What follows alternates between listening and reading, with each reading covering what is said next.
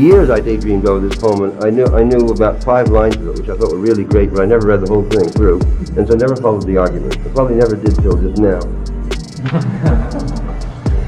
But, so therefore, for the daydreamers, let me go back, not over the whole poem, but just over the really good lines. So that someday in 40 years you can go back and read through the whole thing and figure it all out. Okay, that's called The Ecstasy. John Donne. And also, I should say again, this book I'm using, which I didn't put on the reading list but should have, because it's available probably in paperback, is Poets of the English Language, which is a 5-volume shot. This is volume 2. Originally Viking Press, 1950, and it was edited by W.H. Auden and Norman Holmes Pearson. So volume 2, Marlowe to Marvell, Poets of the English Language, Viking Press, 1950. I've had this a long time. Well, since about 1950, actually. It's really worn now. Auden was really intelligent, and he made a really good collection of like the most perfect singable things.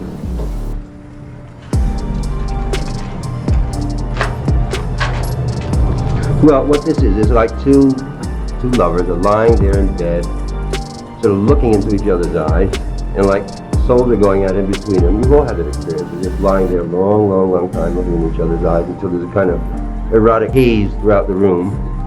I guess you all had that experience. If you haven't, then go do it.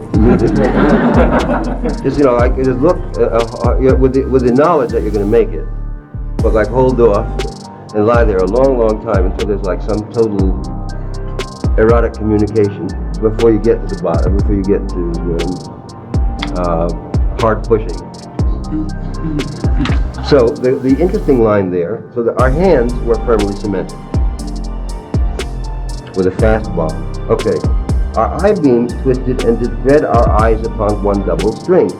That's clear, yeah? It's a little ugly, actually, but I have to say, well, it's clear anyway, you say it right. Now, as twixt equal armies, as between 2 equal armies, fate suspends uncertain victory. Our souls, which to advance their state were gone out, hung twixt her and me. So like, that's a common experience. And while our souls negotiate there, we like sepulchral statues lay. That's a good one. So there's a lot of funny stuff like this ecstasy doth unperplex, which is like on purpose laid to make the taker mad. This ecstasy doth unperplex. What really gets kind of interesting, talking about finally getting back to the body, else a great prince in prison lies. I mean, next time somebody doesn't want to make it with you, we'll just say that a great prince is lying in prison goes out. And if some lover, such as we, this is really mellow, because he's got it made now, and this is like the final envoy turn off. And if some lover, such as we, have heard this dialogue of one, that's really nice. And if some lover, such as we, because there are, it's sort of very firm, very clear that he really has accomplished something in love, has experienced something in love, or has accomplished something in love, or has felt something. There's a poem on his mistress. Yeah. I don't know, when you're reading it, I got a different impression of it, or the way you were saying it, which is that... Loud enough so everybody can hear it. I mean, we're dealing with it. A lot of lovers such as we. Yeah, I saw the poem in a kind of a different light than the time right before 2 people make it, seeing it more like ideal love, when 2 people become one, that experience of intertwining their souls and leaving the body, more than any kind of sexual, like getting away from the body, like entirely. Yeah, but he's saying, then you got to get into the body. I mean, that's the whole point of the poem. That I thought it was more like in especially to our bodies turn thee then. Love's mysteries and souls do grow, but yet the body is the soul. This is explaining why he why after a long time preparation, a long time looking into each other's eyes, finally the metaphysical turn was to physical. That it was all right. I thought that it just needed a physical manifestation of ideal love. Well, it's the same thing. Yeah. What do you want? That's all he's saying. Yeah, sure. I'll buy that. But all lasts so long, so far. Our bodies, why do we forbear? And why don't we make it in the body? They're ours, though they are not we. We are the intelligence, but they the spheres. We owe them thanks. I mean, he's glad about it. Not gross, nor yield the blah blah blah, nor are gross to us. Bodies aren't gross. Soul into the soul may flow, though it's the body first repair. Okay, there's a poem on his mistress, which I won't read at length, except the first 10 lines or so, because of the movement of the lines, which is something you might note, because I think it's about the first, except maybe for that little passage of Shakespeare, the cloud-capped towers, the gorgeous palaces.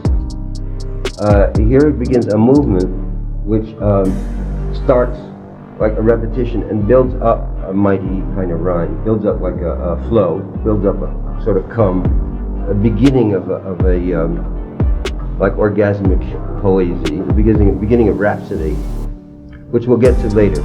In Shelley, total rhapsody, or in Hart Crane, total rhapsody.